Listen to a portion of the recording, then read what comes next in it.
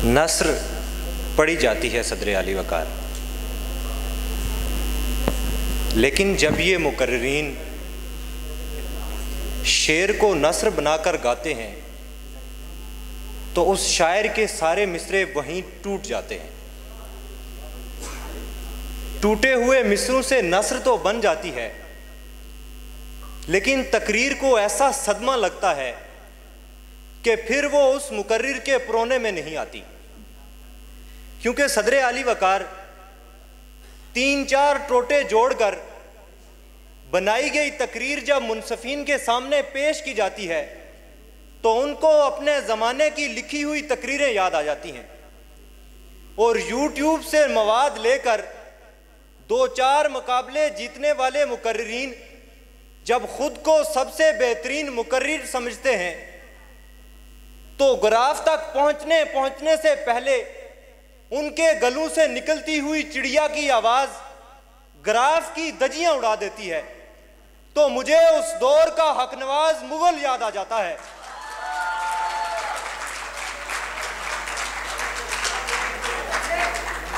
जिसकी गरजती हुई आवाज से ईवान अपने आप को मुकफ्फिल कर लिया करते थे, जिसकी गरजती हुई आवाज से ईवान अपने आप को मुकफ्फिल कर लिया करते थे, और हाल में बैठे लोगों पे ऐसा सख्ता तारी होता था कि जो इन अदाकारों को स्टेज पर नाचता देखकर ये शोर मचाता था कि हम जब बोलते थे तो दरो दीवार हिलते थे, लफ्ज कुतुब खानों में यार हिलते थे। हमारी तकरीरों ने दिलों को जम किया, हमारी तहरीरों ने आंखों में नम किया। तुम्हारे जुमलों में रब्ते बाहम ही नहीं, तुम जो बोलते हो उसमें दम ही नहीं, तुम जो बोलते हो उसमें दम ही नहीं। सदर आली वकार सुना था कि शागिर्द उस्ताद से आगे नहीं निकल सकता, लेकिन हमने ऐसे शागिर्द देखे कि जो उस्तादों से आगे निकलने के लिए उनके गरेबान तक चाक कर गए। दिसंबर और जनवरी की सर्द रातों में सिखाए जाने वाले मुकर्रीन, उन्होंने जब ये बोला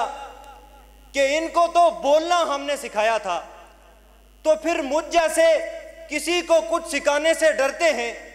तो कहां गया वो राना सज्जाद और अरसलान असलम आसी जो एक एक जुमले के लिए घंटू अपने उस्तादों के पांव में पड़े रहते थे, और पूरा पाकिस्तान छानने के बाद कहीं जाके तकरीर बनती थी और ये शेर निकलते थे कि वक्त ने हमें भी पत्थर सिफ्त बना डाला, हम ही थे मोम की मानिद पिघलने वाले लोग, सिमट कर रह गए माजी की दास्तानों में, हुदूदे ज़ात से आगे निकलने वाले लोग।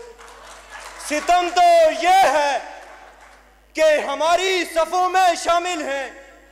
चिराग बुझते ही खैमा बदलने वाले लोग। सितम तो ये है कि हमारी सफ़ों में शामिल हैं चिराग बुझते ही खैमा बदलने वाले लोग। आपकी समाअतों का बेहद शुक्रिया।